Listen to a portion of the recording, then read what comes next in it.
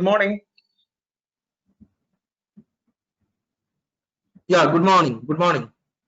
Morning, sir. Yeah, I hope participants. Good morning, sir. Morning, sir. Morning. Participants are coming back after the break, after Morning, the sir. commercial break. Morning, sir.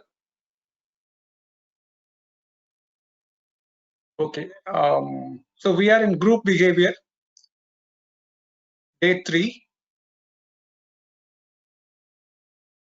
Today, this session is on leadership, a very important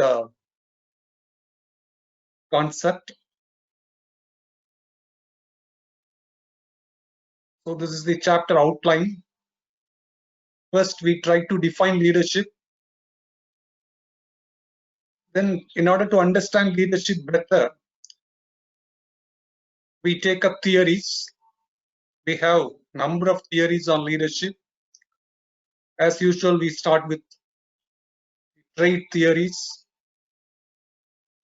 then behavioral theories, then we move on to contingency theories. Then I may call them contemporary theories or inspirational approaches to leadership, charismatic leadership theory, transactional and transformational leadership, authentic leadership. Now we have number of approaches to leadership. So we try to understand leadership.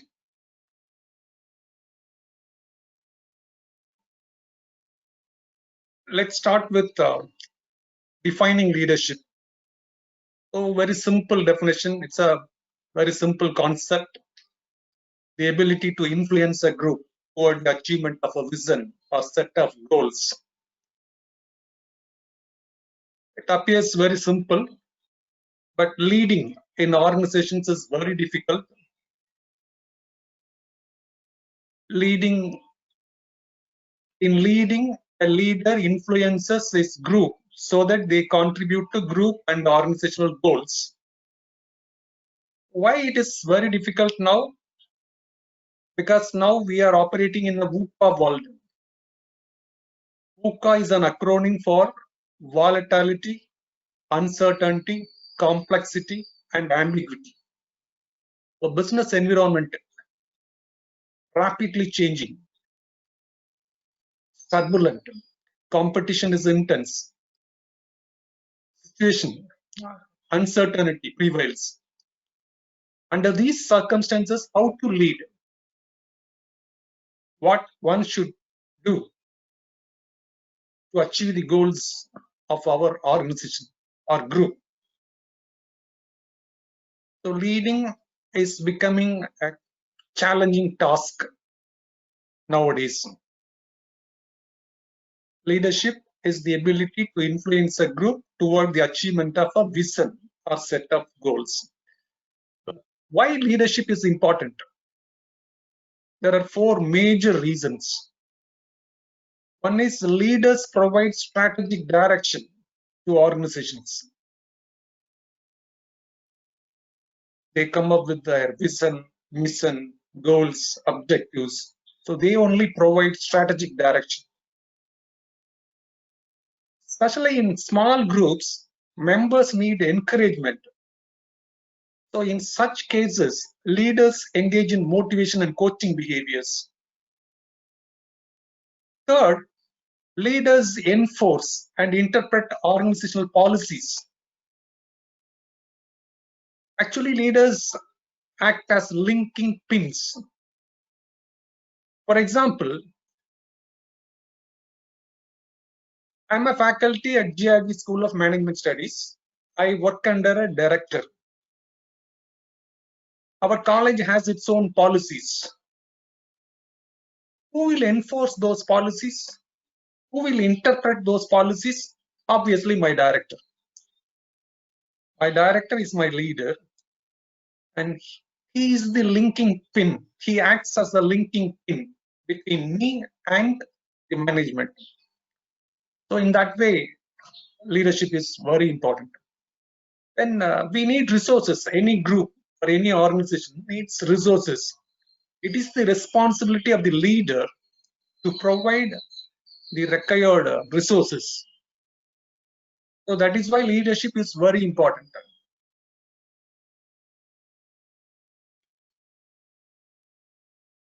In order to understand leadership better, we take up theories, and we start with trait theories. All of us know what is a trait. Already we have studied in personality, enduring characteristics of an individual that describe an individual's behavior. Trait theories focus on personal qualities and characteristics. Personal characteristics may be relating to physical, intellectual, social, personality related qualities and characteristics. So, strictly speaking, according to trait theories, leaders are born. That is the assumption. So, trait theories focus on the traits that discriminate between effective and ineffective leaders. Some leaders are effective, other leaders are ineffective. What do they have? What do effective leaders have that ineffective leaders do not have? Probably certain traits are missing in the ineffective group. What are the traits? So the point is, in case if a person possesses those traits, then probably he may become an effective leader. Trait theories have come up with number of traits. For example, major leadership traits include intelligence, self-confidence, determination, integrity, sociability. So each expert has come up with his own list of traits that are required to be effective.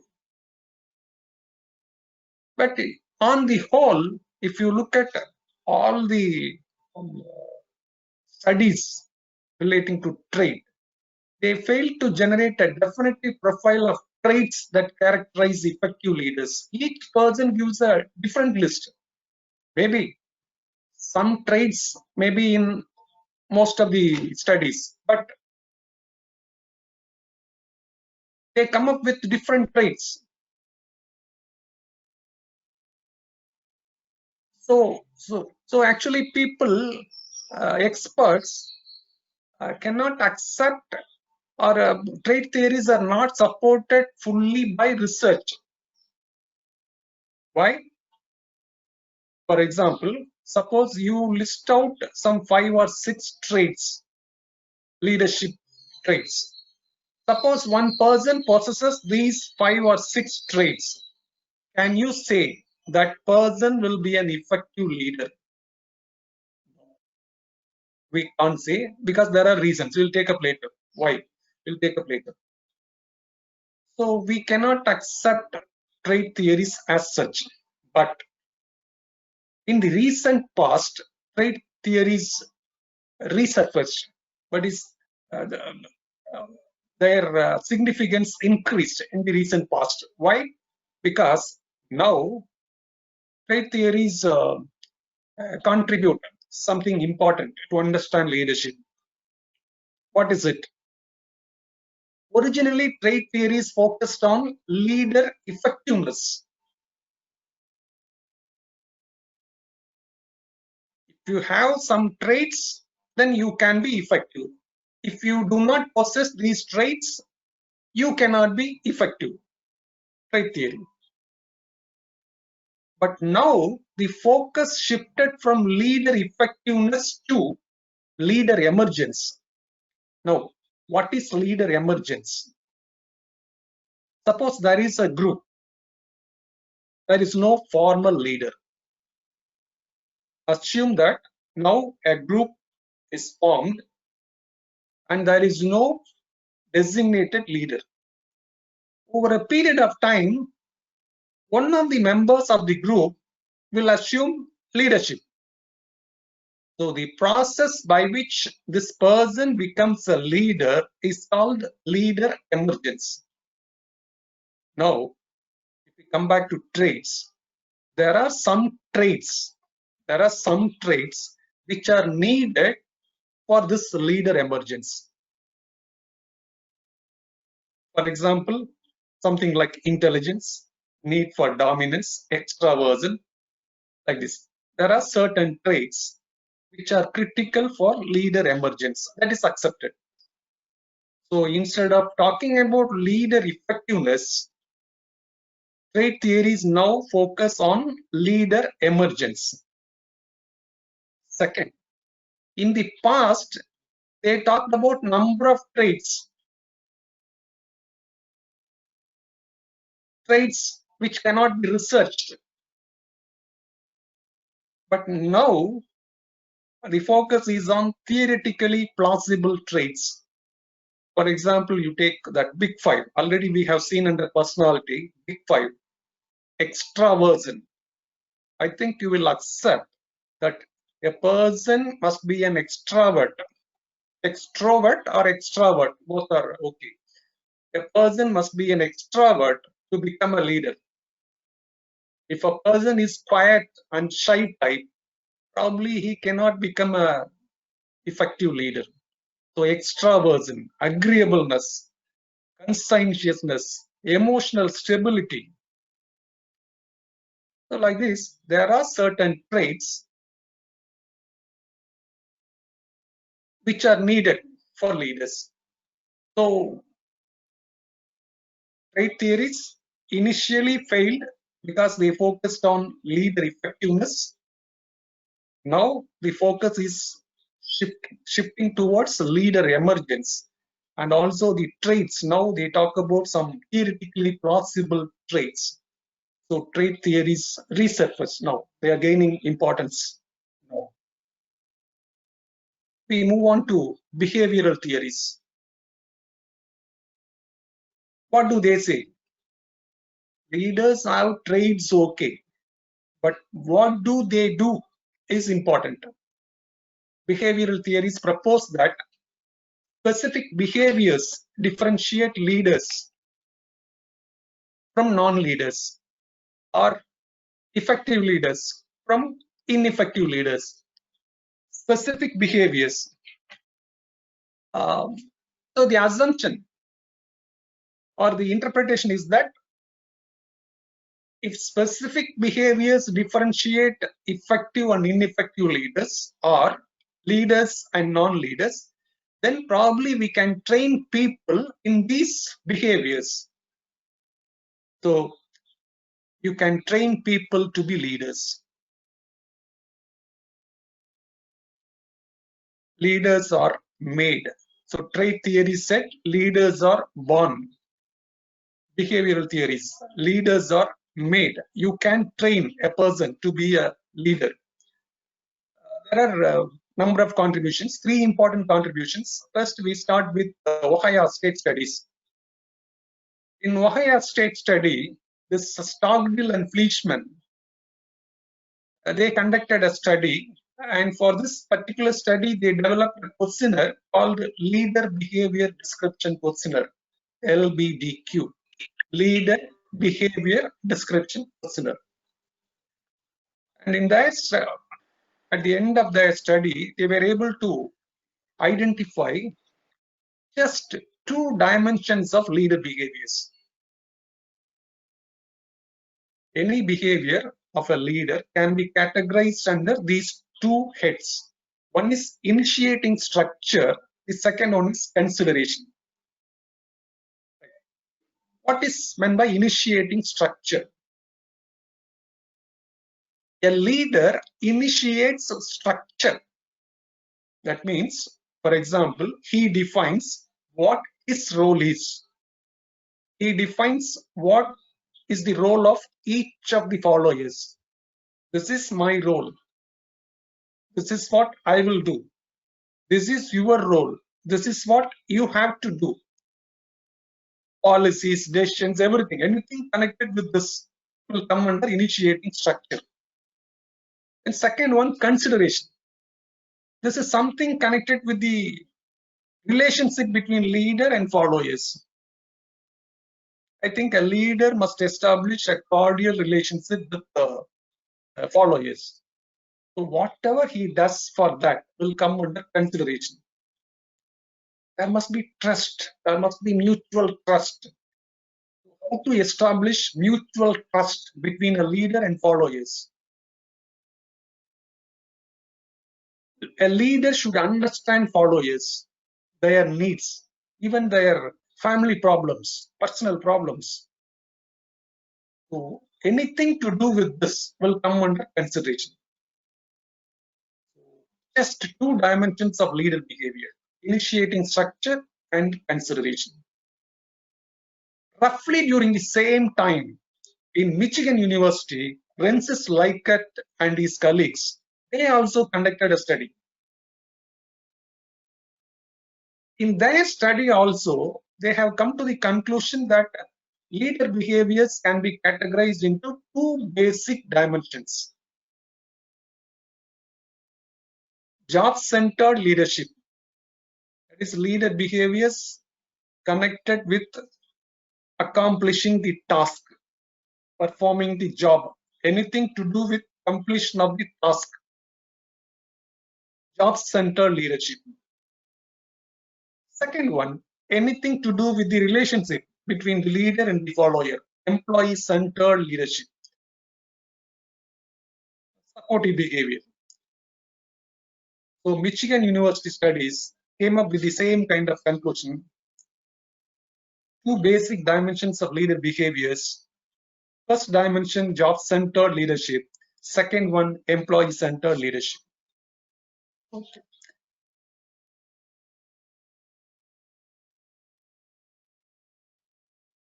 Then Blake and Morton, they developed a grid called the managerial grid. Later, this grid is renamed as leadership grid. They modified what they have written earlier, and then they called this as leadership grid. So managerial grid renamed as leadership grid. So we take two variables in this. At the bottom, we find concern for production, low to high, that is in varying degrees. Concern for production may be low or it may be high on a continuum 1, 2, 3, 4, 5, 6, 7, 8, and 9. Then we find another variable, concern for people. Again, low to high, two extremes on a continuum 1, 2, 3, 4, 5, 9. So they plotted this. Based on this, they identified five styles, five basic styles. Let us start with the bottom. 1-1 style. 1-1. That is one concern for people, one concern for production. 1-1 style. Or first one may be concern for production. Second one is concern for people. Anyway, 1-1. This is a very poor style, impoverished style. The leader is non-committed, non-committal. The leader is apathetic. There is no concern for production, no concern for people. Leader is apathetic, poor style. Okay. Then this side, 9-1 style. Produce or perish. Do it. So for this leader, production is very important. Production gets 9, right? 9-1 style. So there is a low concern for people and high concern for production. So authority, this leader just gives the orders. Do it or get away. Produce or perish style. Okay. We go to the top, 1-9. So the focus is more on people, concern for people. 9. 1 relates to concern for production. So there is a low concern for production and a high level of concern for people. 1.9. Leader is concerned with people and not with production.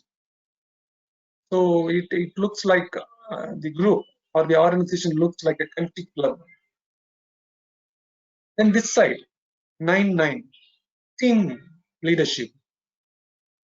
This is a very effective style because the leader is highly concerned with production, highly concerned with people. What he will do, he will invite members to participate in decision making, team management.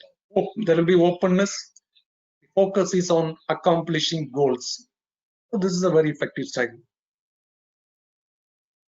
Sometimes 5-5 style, we compromise. A leader compromises.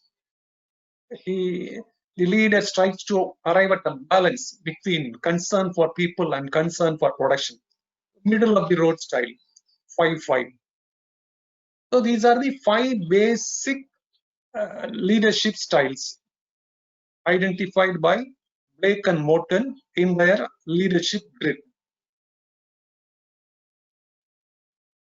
Now, so we have seen behavioral theories.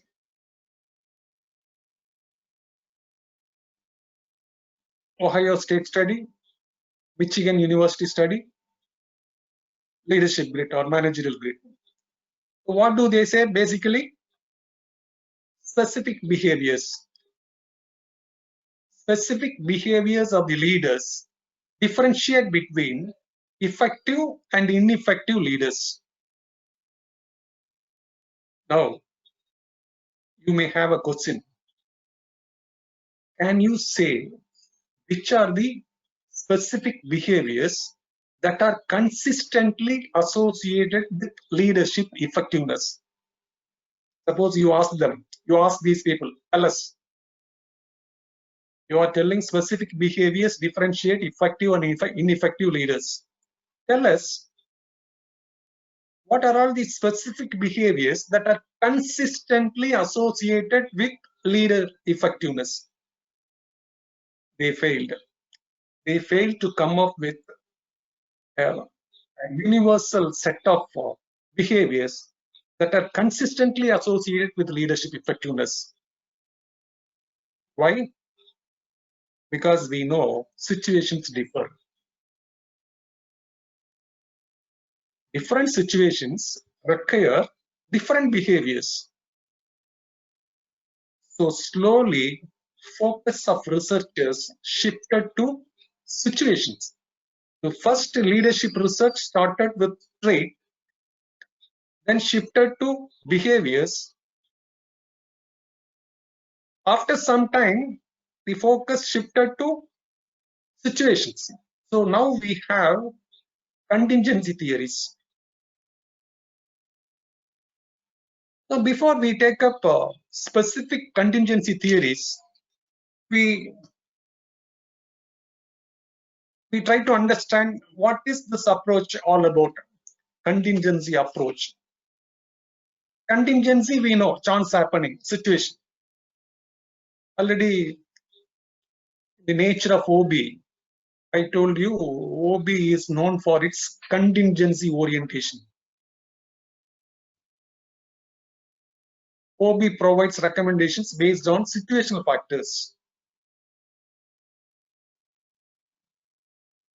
So we have contingency approach to leadership. The relationship between leader behaviors and traits and effectiveness depends on characteristics of the particular situation the leader is in. That is the essence of contingency approach. What is the situation? Tell us the situation. Then probably we may be able to identify the traits and behaviors that are needed for that situation. That is the essence. Now you may have a question. Okay. Tell us what a leader should do. Suppose you are a leader. You are a leader. You ask that question. What should I do? No. These are almost like recommendations of contingency approach, what a leader should do. First, a leader should read the situation. You should read means you should try to understand the social dynamics of the situation.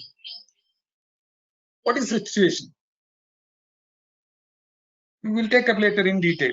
So read the situation first, then determine what behaviors would be appropriate for that particular situation. You have to identify the behaviors that are appropriate for that particular situation. Then you have to adjust your behavior. And now you may have some questions. We'll try to answer those questions. You have to adjust your behavior. Right.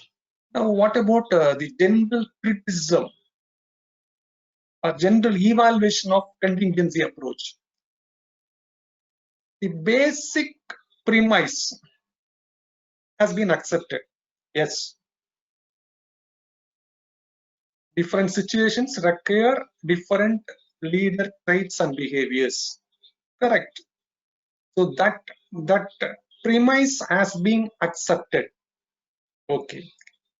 Then is there any problem with contingency approach? Yes. What is the problem? There are disagreements in two major areas. First area, contingency theories say you should consider the characteristics of subordinates. Which characteristics? What should I consider? What specific aspects of subordinates are important for leader effectiveness? So researchers differ in this area. One person says experience, another person says competence, another person says willingness. There are differences. Second one, level of adaptability of the leader. Actually, the third point, a leader should adjust his or her behavior. Can a leader adjust? Probably you may have a doubt. Can I adjust my behavior? So experts differ. For example, the first theory we are going to take up is Fiedler. Fiedler says each leader has a predetermined style. So the assumption is that the leader cannot adopt to situations. But the later theories talk about adaptability. Can a leader adopt? To what extent a leader can adopt? These are the areas where there is disagreement. So general premise is accepted. Disagreement relates to two areas. First area, what specific aspects of subordinates are important. Second area, adaptability of leaders. So this is the essence of contingency approach. We take up the contingency theories. Best known contingency theory is proposed by Fiedler. Sometimes in the examination, students write fielder. Probably they watch cricket matches and come back and they write their exams. And they write fielder. This is Fiedler, F-I-E-D-L-E-R, Fiedler. And there are three major areas in Fiedler's contingency theory. Three parts. First part relates to leadership style. You look at the leader. What kind of leader is this person? Leadership style. Second part relates to the situation. The leader is placed in a situation. Fiedler focuses on situational favorability. To what extent this particular situation is favorable for this leader?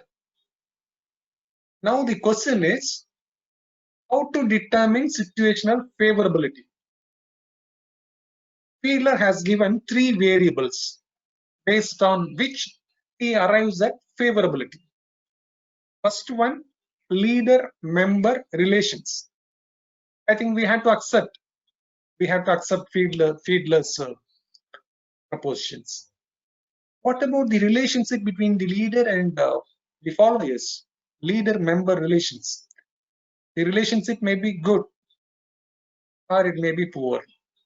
If the relationship is good, leader probably has power. If the relationship is poor, probably powerless.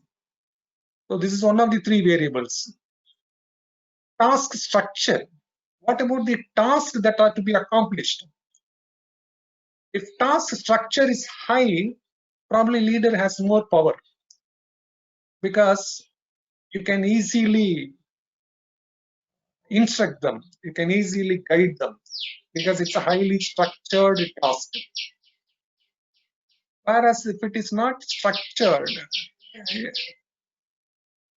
low structured, then probably the leader may not have that much power. Then third variable, position power. Whether the leader has power, is it strong or is it weak? If leader has power, more power, then he will be powerful. Situation will be favorable. If he does not have power, then situation may be unfavorable, but it depends upon other two. So all the three put together contributes to situational favorability.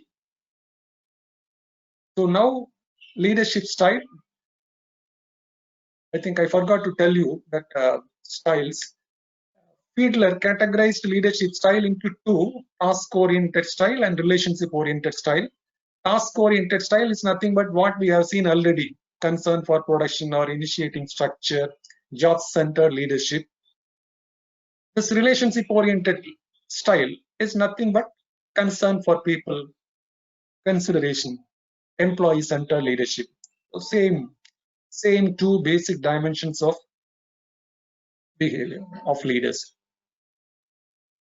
Now, how Fiedler identified whether a person is a task-oriented leader or relationship-oriented leader? Fiedler developed a questionnaire called the Least Preferred Coworker Questionnaire, LPC. LPC questionnaire, Least Preferred Coworker Questionnaire. How he collected data, he identified leaders. He asked them to choose the least preferred coworker. So now the leader identifies a person who is not preferred by this person as a coworker. Then he fills up, he responds to those questions. If a person scores high in this LPC questionnaire, then he will be categorized under relationship-oriented leader. The questions are such that if a person scores high, he will come under relationship. He is more concerned with people. If a leader scores low on this questionnaire, then he is a task-oriented leader. So leadership style, task-oriented style, relationship-oriented style. How to identify? Least preferred coworker questionnaire. High score on LPC relates to relationship-oriented. Low score on LPC relates to task-oriented style. Situations, already we have seen. Fiedler focused on situational favorability. Three variables contribute to favorability: leader-member relations, task structure, and position power. I already told you there are three parts. First part, leader. Second part, situation. Third part is the model. Fiedler has given a model. So this is the model. At the bottom, we find situation. Situation may be highly favorable, one extreme. The other extreme is highly unfavorable. In between these two, we have situations which are moderately favorable. and we consider performance. Two extremes given, poor, good, along a continuum. So now if you look at this model, already we have classified leaders into task-oriented leaders and relationship-oriented leaders. Now you ask this question, when task-oriented leaders will be effective? This model gives the answer. Task-oriented leaders will be effective when the situation is either highly favorable or highly unfavorable. We can understand the logic behind that. If a situation is highly favorable, task-oriented leaders perform better. If a situation is highly unfavorable also, task-oriented leaders will be effective. Suppose the situation is moderately favorable, relationship-oriented leaders perform better in such situations. Relationship-oriented leaders are not effective when the situation is highly favorable or when the situation is highly unfavorable, but they are effective. Relationship-oriented leaders are effective when the situation is moderately favorable. So this is Fiedler's contingency theory, a famous popular theory. Then we take up this SLT, situational leadership theory by Paul Hersey and Kenneth Blanchard. Hersey and Blanchard are popular authors. They developed the situational leadership theory, and they have written a book. Probably you might have read a book on the 1 Minute Manager, best-selling book, 1 Minute Manager. Hersey and Blanchard. Okay. So their focus is also on situation. The basic things remain the same. They use the term directive behavior, that is a task-oriented style or concern for production, initiating structure, job-centered leadership. On the same line, they use this term directive behavior, directive. The other one, other variable, supporting behavior. Directive behavior relates to the task, accomplishment of the task. Supporting behavior relates to relationship with employees, the consideration, the employee-centered leadership, concern for people, supporting behavior. So directive behavior, two extremes, low, high. Supporting behavior, two extremes, low, high. So when you plot, you get this matrix.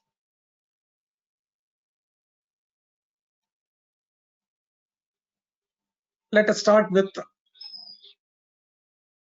let us take up like this: S1, S2, S3, and S4 situations. S1 stands for situation 1. S2, situation 2, situation 3, and situation 4.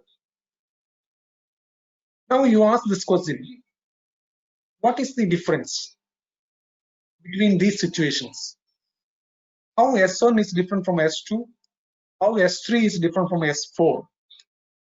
The difference comes from developmental levels of the subordinates. So here, Hersey and Blanchard focuses on the developmental levels of subordinates. At the right side, we find in D1, subordinates are developing, D1, developing. Then they are developing D2, D3, they are developed D4. So 4 different situations. developing. D2, maybe some development occurred. D3, some more development occurs. Then D4, subordinates are developed. D1, D2, D3, D4 are different levels of development. Now we come back to S1. In S1, the leader displays high directive behavior. High directive behavior and low supportive behavior. So when I say directive behavior, then immediately we should go back to the task-oriented style, concern for production, initiating structure. Those behaviors will come under high directive style. So high directive style, high directive. And the leader displays a low supportive behavior because the subordinates are now only developing. Let us avoid details, right, so that we can be able to simplify the concept. Now only development starts. So in that situation, you should adopt a directing style. The name given to this high directive and low supportive behavior is called directing style, directing. Then we take up S2, situation 2. Slowly, subordinates are developing. Some development has occurred. Now they have some competence. In that case, the leader displays a high directive and high supportive behavior. So both high and high. This style can be called coaching. The leader adopts a coaching style. Then subordinates develop, they gain some competence. We enter into situation 3. In situation 3, the leader displays a high supportive and low directive behavior. Because D3, right? D4 is fully developed. D3, a considerable amount of development has already occurred. So you can reduce your directive part. So the leader displays a high supportive and low directive behavior. This style is called supporting style. The leader supports, supporting style. Now we come to D4. Now the subordinates are developed. They are highly competent. Situation 4. This is situation 4. Low supportive and low directive behavior. When the subordinates are highly competent and highly motivated, highly committed, I think there is no need for any supportive behavior or directive behavior. So leader displays low supportive and low directive behavior. This style is called delegating style. So HC Blanchard, they focus on situation. In situation, they focus on the developmental levels of subordinates. To what extent the subordinates are competent and committed. Based on that, they have identified 4 different levels of development and 4 different styles which are suitable for those 4 different situations. I think this is a popular theory.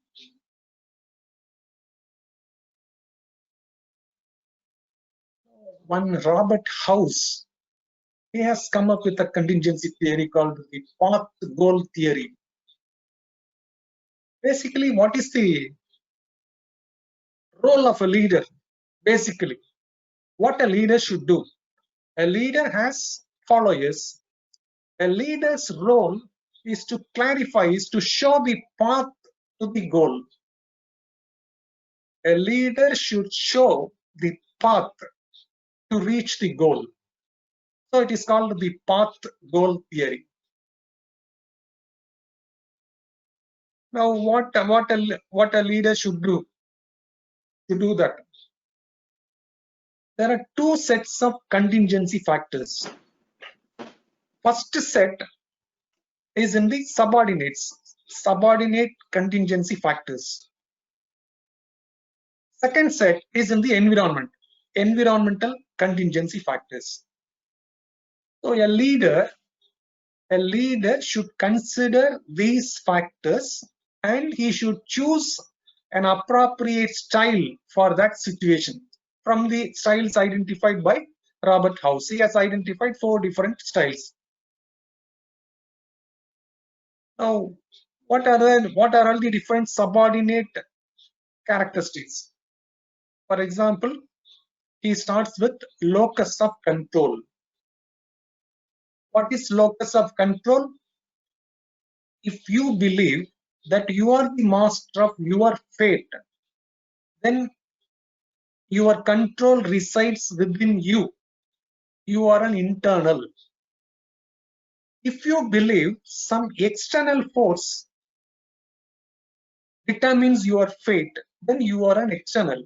So people can be categorized as either an internal or an external.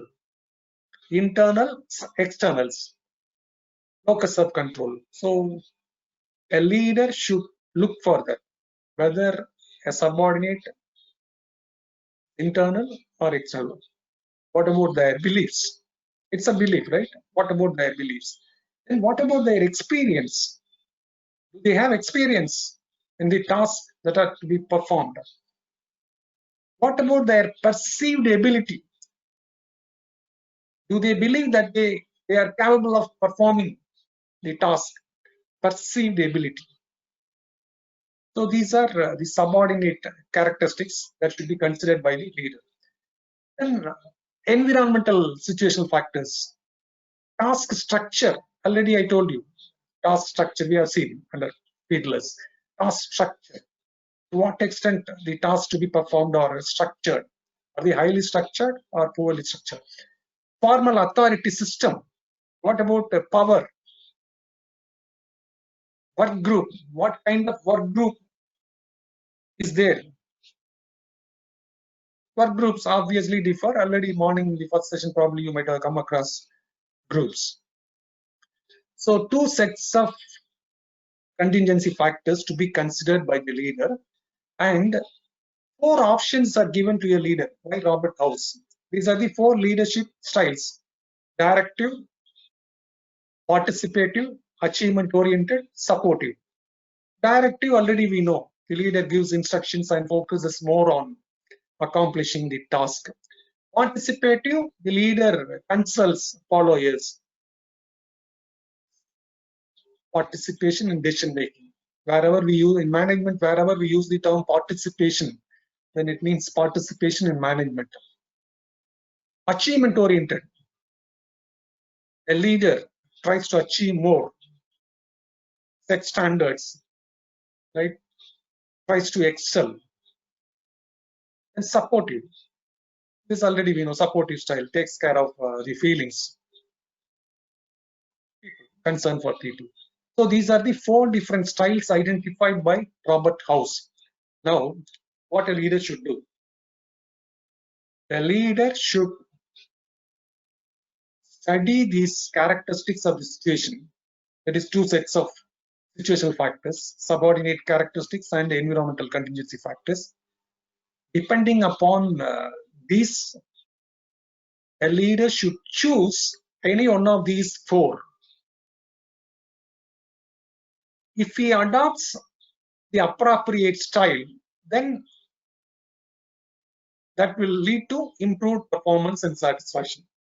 So a leader should choose the appropriate style. If the style is appropriate for the situation, outcomes will be better.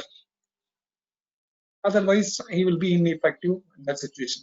So basically, a leader's role is to show the path to the goal, according to Robert House. Then I think this is a famous theory, leader-member exchange theory, LMX. Research evidences support this particular theory. Probably you may experience this in a department.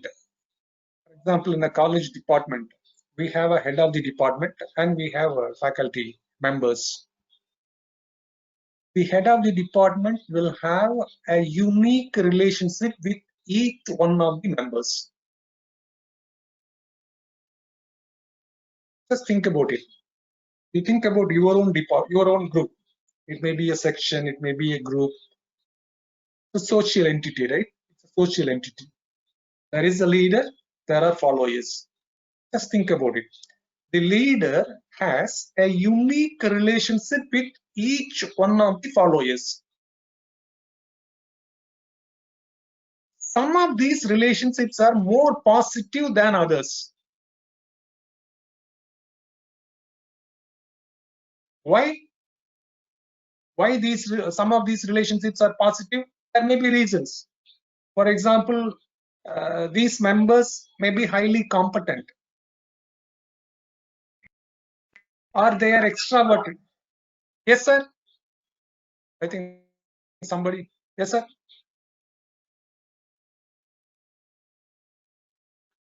Yes, sir. I think somebody is asking some questions.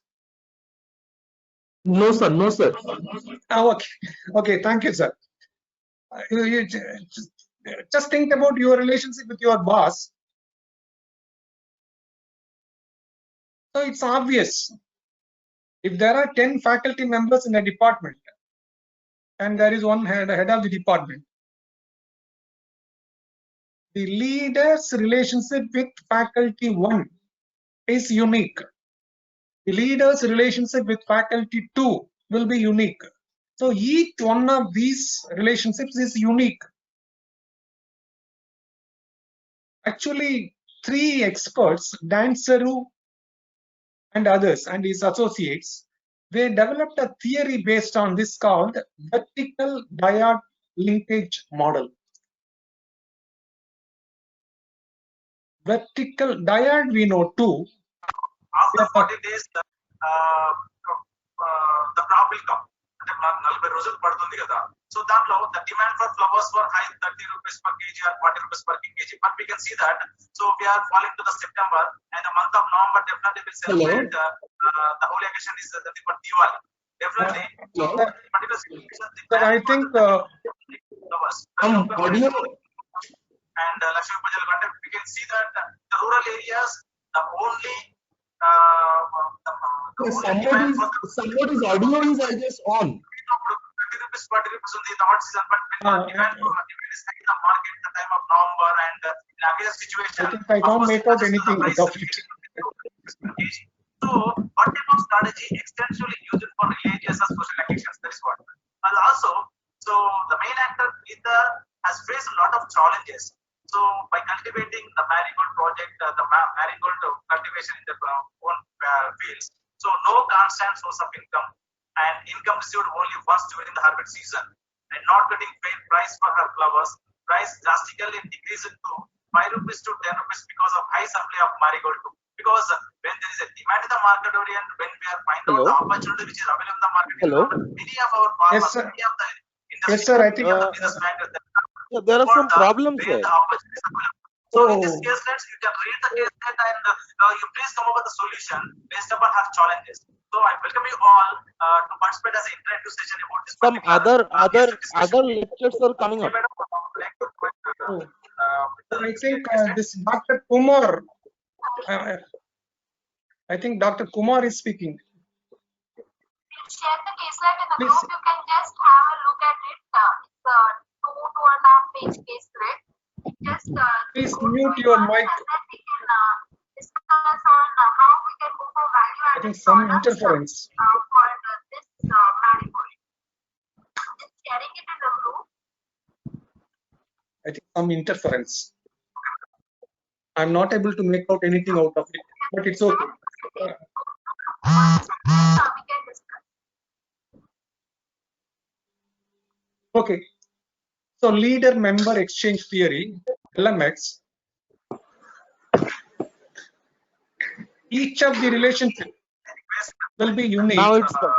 Now it's fine. Please go to the WhatsApp group, and Shani Madam already shared the case slate. Please go through the case list for 2 to 5 minutes, and please come up with your valuable suggestions, because Sir, can you hear me? Shall we continue like this? Can Sir, it cannot be continued this way. It's just echoing. Okay. Okay. So Dan Seru and his associates, they developed a theory called vertical diode linkage model. So why vertical? Because leader and follower, vertical. Diode 2, linkage, relationship, vertical diode linkage model. So they developed. Got an answer. Swarnalata ma'am says they may tie up with event managers where these flowers are used for the decoration. Yes, ma'am, absolutely. Going for decoration. Yes. Any other value-added products which could be brought in using this marigold flower? Yes, participants can share. Okay, later people realized that this is something related to social exchange only. So they called this as leader-member exchange theory. So in this picture, you can find there is a leader. There are 2 groups. One is in group, the other one is out group. Leader has high interactions with members in the in group, subordinate A, subordinate B, and subordinate C. A leader frequently interacts with these members. They are in the in group. They are preferred. And the leader has powerful relations with subordinate B, E, and F. So they are in the out group. So when you look at the case study, the last part you have something LMX. Thank you, Lata ma'am. So lastly, when you look at the actions, there are few. The quality of LMX determines performance. Please. Now research evidences support this particular theory. That is not audible properly. Request to the participants, anybody whose audio is off on, kindly mute it, please. Anybody whose mic is off on, it's echoing tremendously. All through the year. So they are going to cover into company more useful. So some other sound is coming continuously, sir. Yes, Mona ma'am, rightly said. We can use it Can you remove as this medicine as well. Madhu Babuji from the meeting, Few sir? more answers Because are I there in think the we chat should turn on the section. camera and let Used in some people. So we have seen function halls in the and contingency wholesale theories, we have seen feedless contingency theory, and Hessig Blanchard's situational leadership theory. Then we have seen path goal theory of Robert House. Means and it's like, it's not a part-time thing, Remember it's an exchange theory ongoing also is one of the contingency theory. You we know, have it's an number of- ongoing thing. Not only for Sir, festive the decor, voice is overseeding your voice, sir. they diversify the requirements like that, they could have good business. Now we have number of inspirational approaches. For example, people talk about charismatic leadership theory. So we can't listen to whatever you're saying. Charisma, the word has come from Greek, meaning gift. The voice is overseeding your voice, sir. It's not at all audible. And most of you have mentioned about A certain quality of an individual sets him apart from others, and followers perceive exceptional qualities in that person. This is the premise behind charismatic leadership theory. See, Robert House, same Robert House, has said followers make attributions of heroic or extraordinary abilities when they observe certain behaviors in a particular person. What are the characteristics of a charismatic leader? A charismatic leader has a vision, and he articulates that vision. Or how we can develop Leader takes personal risk.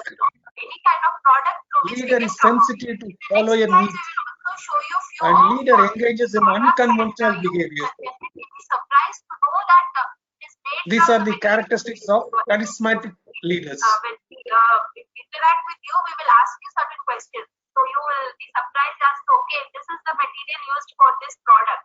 Because ultimately, it is all about Nowadays, we how have looking for value two added types of products. leaders: The end number of transactional leaders products and are transformation in the market. leaders. How we are differentiating our What are products the from the other products. what are the How we are characteristics of seeing transactional leaders? our customer base is important. So we have to think on these Contingent lines. reward. Train the students also. A reward for the follower depends upon his or her performance. Contingent reward. Management by exception, active.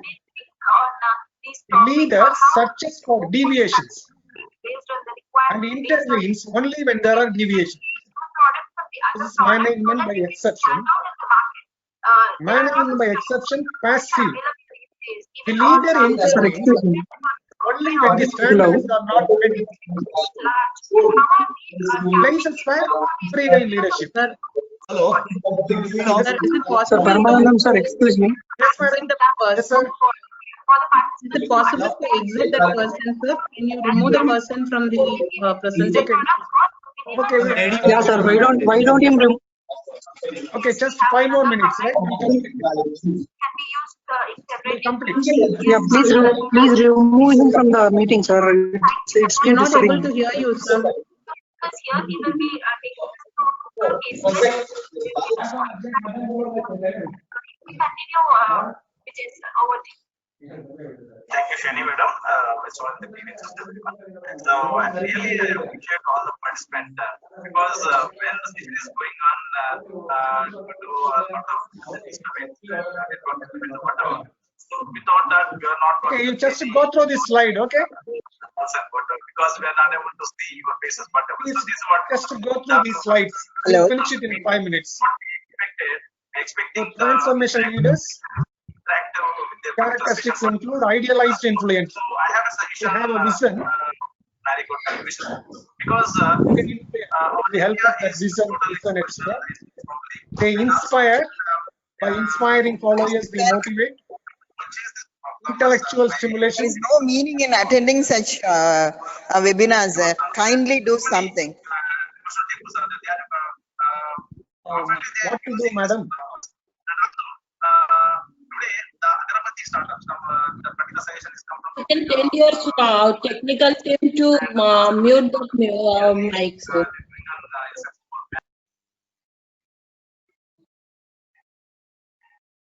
I think now it's okay, madam. Fine, sir. Fine, sir. Thank you. Yeah, it's fine, sir. It's okay. Yes, sir. Yes, thank you. It's fine. So transformation leaders, the characteristics include idealized influence. How do these leaders influence followers?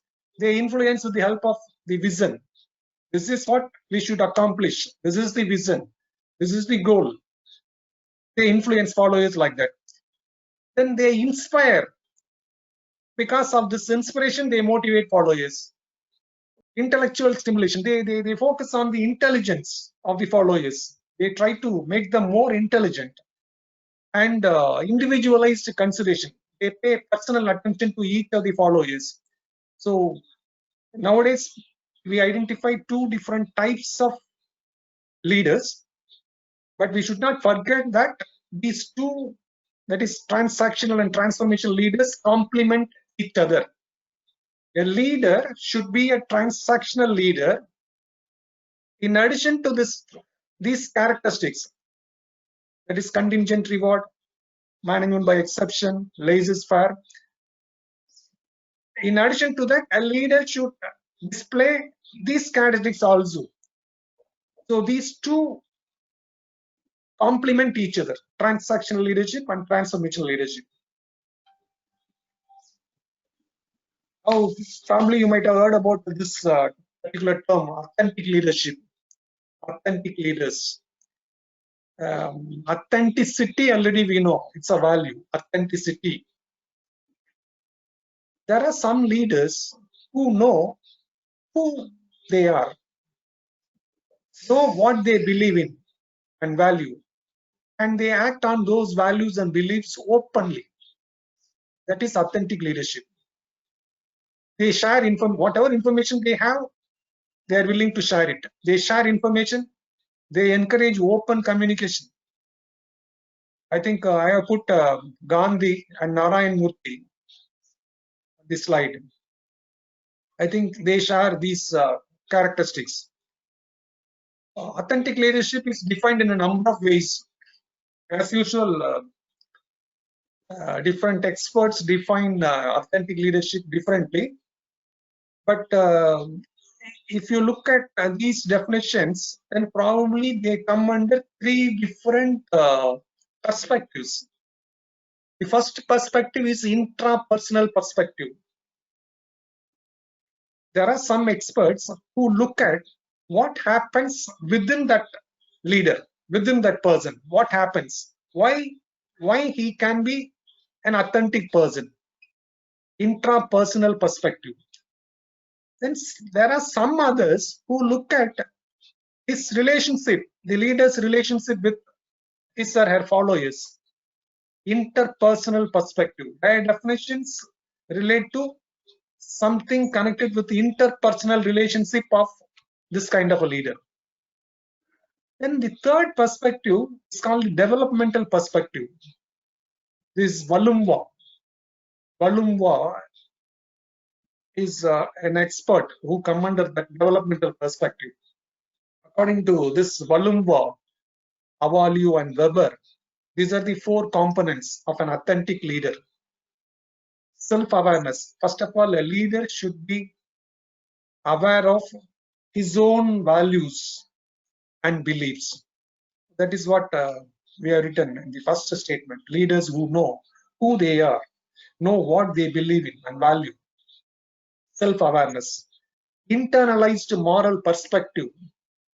The leader should be self-regulated. He should not expect that someone should come and regulate his behavior. Self-regulation is a primary characteristic of an authentic leader. Balanced processing. A leader has his own information. Followers have their own opinions.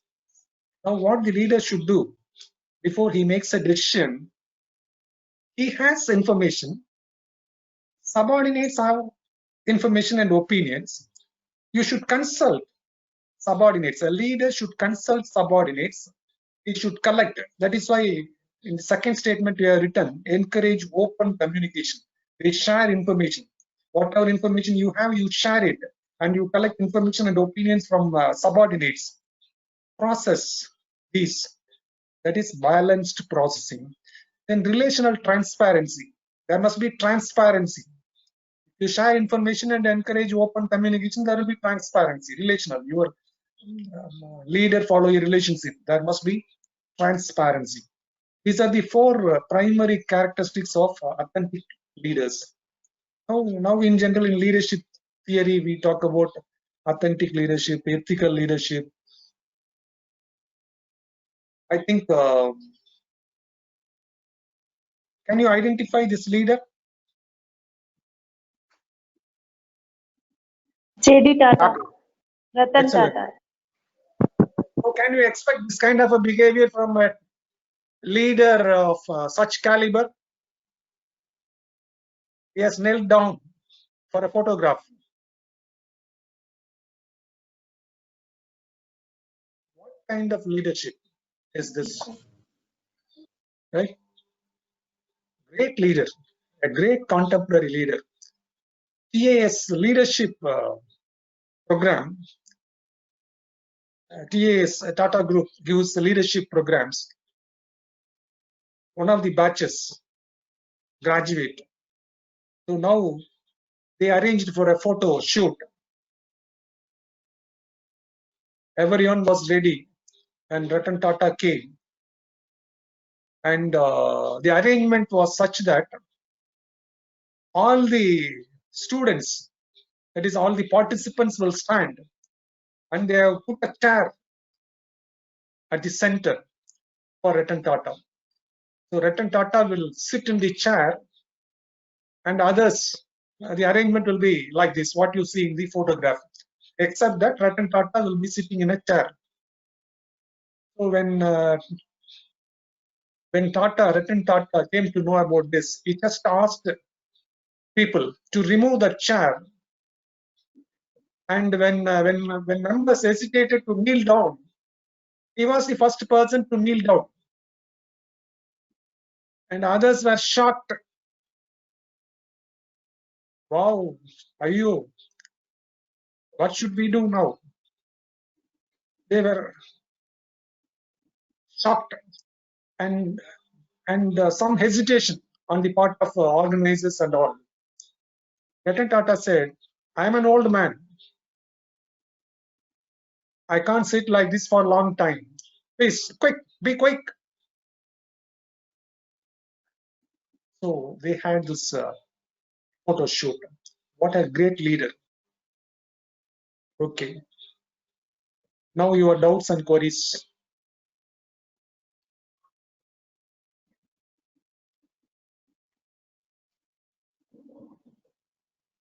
Doubts?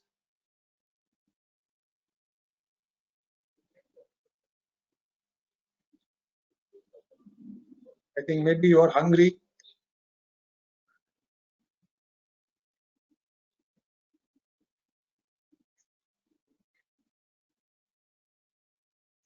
Hello. Yes, madam. Hello. Yes, madam. Yes, madam. Sir, can you just come again on the relationship between the score of LPC and the type of the leader, sir? You were mentioning that low score on LPC yes, is equivalent to a relationship-oriented leader, is it, sir? Yeah, actually, this slide, sir. Suppose there is a leader, and already he had number of co-workers, or he has co-workers. The leader is asked to identify the least preferred co-worker. If you are asked to identify the least preferred co-worker, what you will do? Which person you will identify? Suppose you ask me. Suppose you ask me to identify the least preferred co-worker. What I will do? I will identify my enemy in my work group, right? I will identify a person whom I don't like. Right. Least preferred co-worker. So I will identify a person whom I don't like. Strictly speaking, right? I don't like that person. So now you give me that questionnaire. Least preferred co-worker. I have identified my least preferred co-worker. You give me that questionnaire. The questions are worded such that if you get a high score in that questionnaire, then actually you are expressing something positive about that person. When you will express something positive? When you are more concerned with the relation. It means your focus is on the relationship. Your focus is on the relationship. So questions are weighted such that if a person scores high on this questionnaire, then his focus is on relationship. If a person scores low, it means that he is not concerned that much about his relationship with others. Probably he is more concerned with the task. So just by actually there was criticism against this the methodology of LPC, but this is the logic behind Fiedler's LPC. This is the logic. That is what he said. The questions are worded such that if a person scores high, then he is a relationship-oriented leader. If he scores low, then he is a task-oriented leader. Thank you, sir. Thank you. Yeah. Welcome, madam.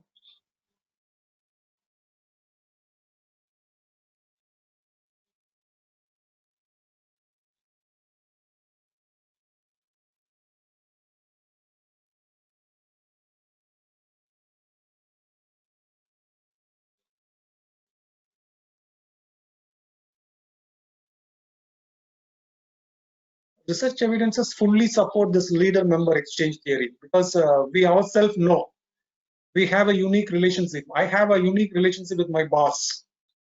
Just like that, each of my colleagues have their own unique relationship with my boss. Some relationships are more positive than others. So there will be high interaction between members of the in-group and the leader. The relationship will be formal between the leader and members of the out-group. Steve Jobs, really a charismatic leader.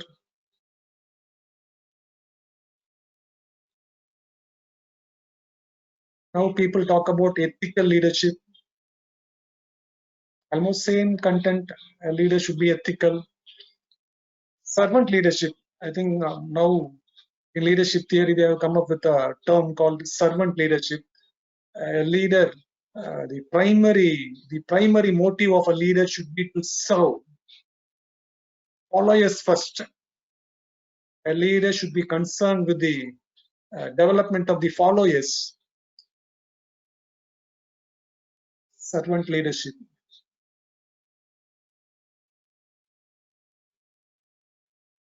I think you are hungry. Okay, thank you for your cooperation and support. We'll meet in the next session. Thank you.